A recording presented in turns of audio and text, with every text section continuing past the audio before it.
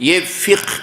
یہ ایک فرمان آپ کی خدمت پہ پیش کروں گا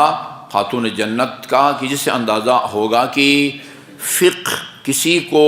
کوئی فقہی مسئلہ بتانا کتنا اجر اور ثواب رکھتا ہے۔ یہ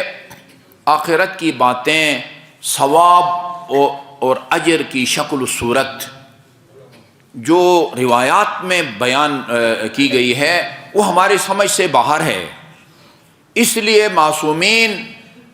وہ جو معقول چیزیں ہیں ان کو سمجھانے کے لیے کسی محسوس چیز کی مثال دیتے ہیں، محسوس چیز کی مثال دیتے ہیں۔ میں جلدی سے روایت پڑھتا ہوں۔ حضرت امرأۃ عند فاطمہ، میں عبارت حذف کے صرف ترجمہ عرض کرتا ہوں۔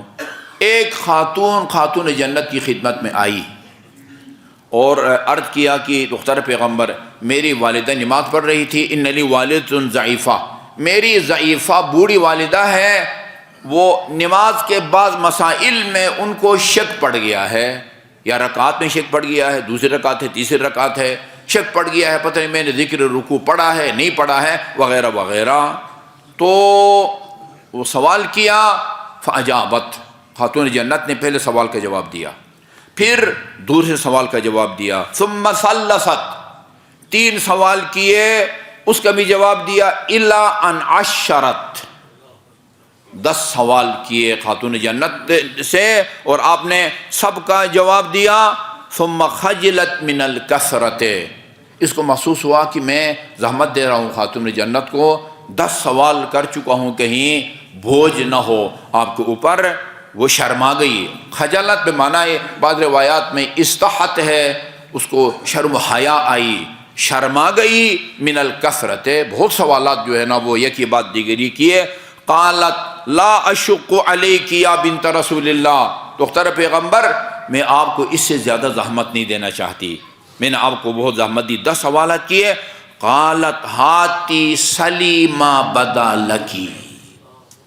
یہ جو ہے نا، یہ اس لب و لہجے میں یعنی پیشکش کرنا،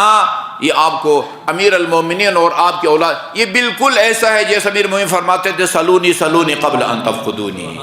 سلی ما بدا لکی، جو سوال تیرے دماغ میں ہے، دل و دماغ میں کرو، ہاں، نہ گھبرانے کی ضرورت ہے نہ شرمانے کی ضرورت ہے، میں تمہارے تمام سوالات کا تسلی سے جواب دینے کے لیے تیار ہوں۔ اس کے بعد آپ نے فرمایا،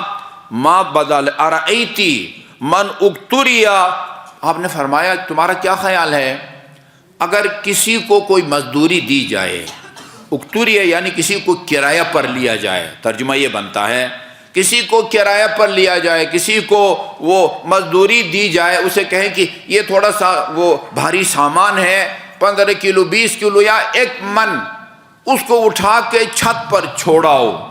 اور تمہیں اس کے بدلے 1 لاکھ درہم دیں گے۔ دنیا میں کہیں بھی یعنی کوئی سامان اٹھا کے وہ چھت پہ رکھ کے آنے کا 1 لاکھ درہم، روپیہ، دینار، ریال وہ نہیں وہ دیا جاتا،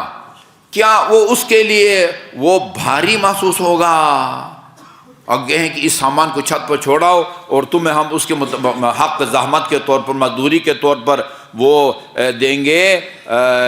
یعنی 1 لاکھ درہم، وَكَرَاهُ 100,000 دینار اَيَثْقُلُ عَلَيْهِ، وہ یہ اس کو بھاری لگے گا، یہ کام مشکل لگے گا۔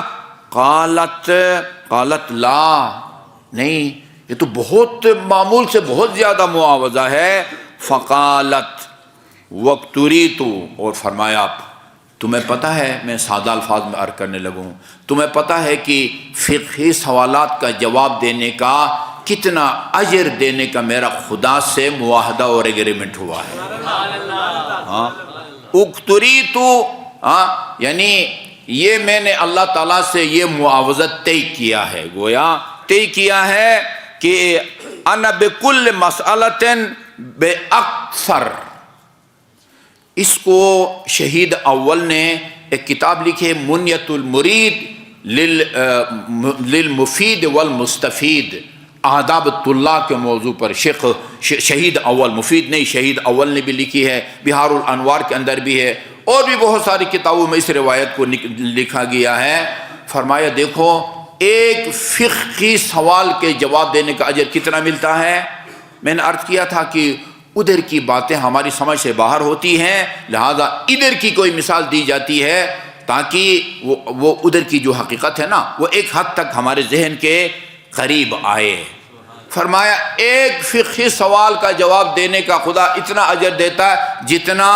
یہ فرش سے عرش تک قیمتی جواہر اور موتیوں کی ڈھیر کی قیمت ہوتی ہے، فرش سے عرش تک۔ جی انا بکل مسئلۃ اکثر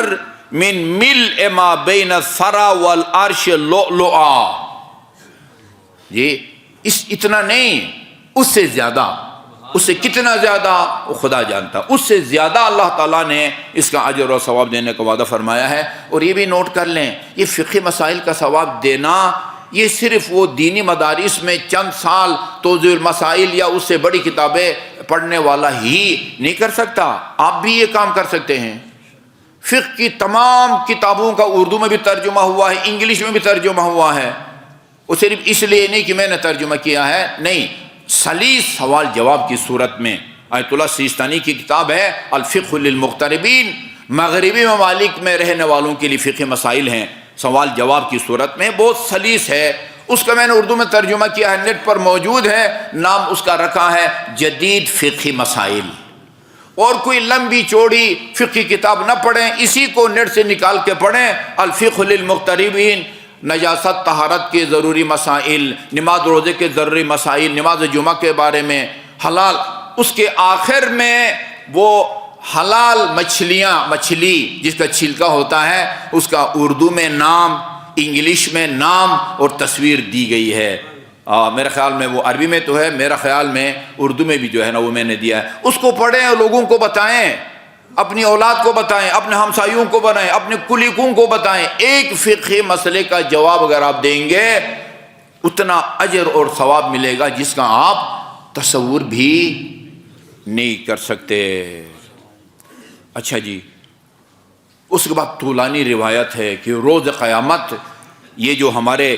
شیعہ علماء ہیں، ان شیعتنا سمعت ابی یقول، میں نے اپنے بابا رسول خدا صلی اللہ علیہ وسلم کو فرماتے ہوئے سنا ہے، ان علماء شیعتنا، ہمارے شیعہ علماء، وہ یحشرون، روز قیامت محشور ہوں گے خدا کی بارگاہ میں، اور فَيُخْلَوْ عَلَيْهِمْ مِنْ خِلَعِ الْكَرَامَاتِ عَلَىٰ كَثْرَةِ عُلُومِهِمْ وَجِدِّهِمْ فِي إِرْشَادِ عِبَادِ اللَّهِ، جتنا ان کا علم زیادہ ہوگا اور جتنا زیادہ سے زیادہ لوگوں کی انہوں نے رہنمائی کی ہوگی اس دنیا میں، اس حساب سے ان کو لباس فاخرہ ان کے زیب تن کیا جائے گا۔ اور آخر میں فرمایا وہ لباس ادھر کا جو ہے نا وہ آپ کا کاٹن یا کھدر یا پتہ نہیں خالص حتی ابریشم اس طرح کا نہیں ہوگا، ایسا لباس ہوگا جس کا ایک ایک دھاگا جو ہے وہ یہ افضل مما طلعت علیہ الشمس، ایک ایک دھاگا دنیا و ما فیہا، یعنی جہاں جہاں سورج طلوع کرتا ہے نا اس سے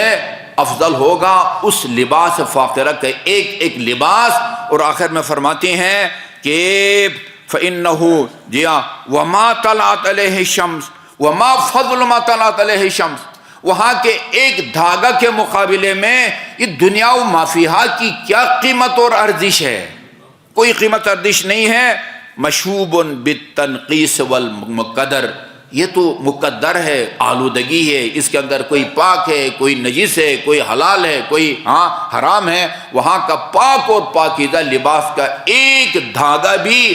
دنیا مافیہا سے بہتر ہے۔ اس سے آپ کو اندازہ ہو گیا ہوگا کہ کسی کی دینی رہنمائی کرنا، فقہی مسائل سے آگاہ کرنا یہ کتنا بڑا اجر ہے۔ یہ ایسے ہی نہیں فرمایا امیر المومنین نے، خدا جب اپنے کسی بندے کی بھلائی چاہتا ہے اس کو دین کو سمجھنے کی توفیق عطا فرماتا ہے۔ مجھے واسطہ پڑتا ہے آن لائن سوال جواب میں بھی، بالمشافہہ بھی، ٹیلی فون کے اوپر بھی، ایسے بنیادی سوالات 22ویں گریڈ کے افسران ہیں، پتہ چلتا ہے نماز روزہ وضو نجاست طہارت کے بارے میں پرائمری لیول کے وہ معلومات نہیں ہے۔ افسوس کی بات ہے، امام جعفر صادق نے فرمایا ہے ہمارا چاہنے والا جوان اگر وہ اپنا دین حاصل نہیں کر سکتا، میں یہ چاہوں گا میرا بس چلے تو اس کو کوڑے یا تازیانے مار کے اس کو سزا دوں۔ اللہ تعالی ہم مکتبہ اہل بیت کو سمجھنے اور اس کے صحیح خد و خال کے ساتھ دنیا کے سامنے پیش کرنے کی توفیق عطا فرمائے۔